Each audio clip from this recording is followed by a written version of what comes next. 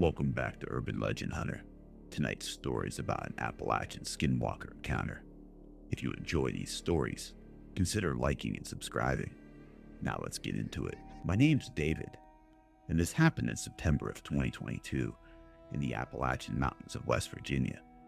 It's about an hour outside of Elkins.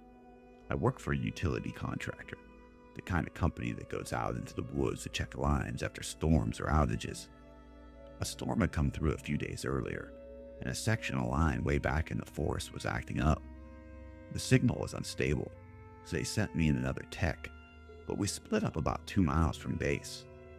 I went up towards an old trail, and he went down near the creek.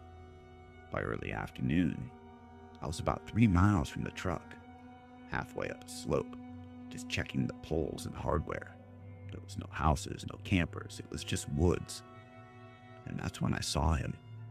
My supervisor, Tom, was standing about 50 yards ahead of me near a rock formation, one I hadn't noticed on the map.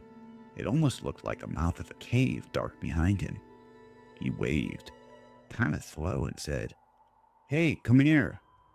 I want to show you something inside." Now his voice sounded normal, but something about it was flat, like he was speaking the right words, but not in the right way. So I asked him, I said, "What are you doing out here?" And he didn't answer that. He just said again, "Come on, it's right in here." I hesitated. He didn't have a helmet or tools or anything with him, which didn't make any sense, and he never wandered off without radioing first.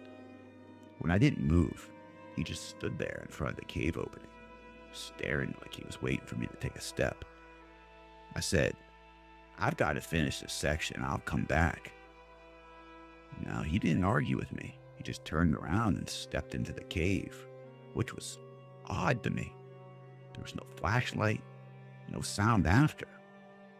So about an hour later, I hiked back down to the mobile base at the truck, and Tom was just sitting there, sitting on a folding chair, looking over reports on his tablet. He looked like he hadn't left all day. I told him I thought I saw him near a cave about a mile in. He just looked at me and said, "I haven't left the station since morning. I've been on the radio with dispatch in the office all day. Why you asking?" I didn't know how to answer without sounding crazy. That night at the motel, I looked up the area around that ridge. A bunch of old forum posts, mostly about hunting and trail camps, but a few threads mentioned somebody else. People hearing their names in the woods, seeing family members or coworkers in places they shouldn't be. One post said, "In these mountains, if you hear someone you know calling from the trees, they ain't where they're supposed to be. Don't go." Another one mentioned something old, something that copies faces and voices to lure people into caves, mines, or old tunnels. They call it a skinwalker, not the southwestern kind people talk about online. This was older, Appalachian, something that pulls you off the trail that people go missing and they never find again. I never told Tom what I really saw that day, but I stopped doing solo checks after that. And sometimes when I'm out in those woods now, I swear I see someone I know just standing too far away from me, and I keep walking the other way.